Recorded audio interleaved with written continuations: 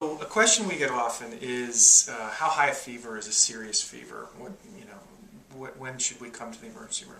Well, the first question I ask when a parent asks me that is, how old is your child? Because that's a major determinant of how we would respond to something like that.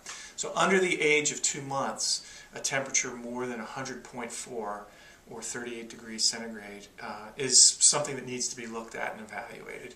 And the best way to take that temperature is rectally.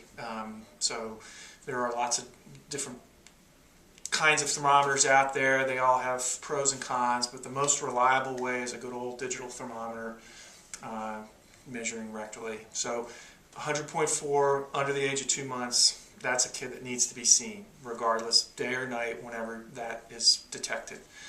Once you get above the age of 2 months, then it starts to depend. An older child, then we start looking more at how they look when they have the fever, and then that will determine what, if anything, we do. The first thing to do is treat the fever. Give them some Tylenol, give them some Motrin at the appropriate dose for their size, and see what happens. And if kids generally don't feel well when they have fever, and they don't act normal when they have fever. They are punky, they're lethargic, they just wilty. But if you treat the fever, you knock the fever down, and they perk up and they're happy and they're running around, that's a good sign. That tells you that what you were seeing before was because of the fever and not necessarily because it's a serious infection.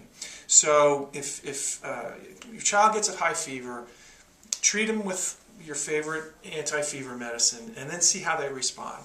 The fever comes down. It doesn't necessarily have to go away altogether. It just needs to come down a little bit.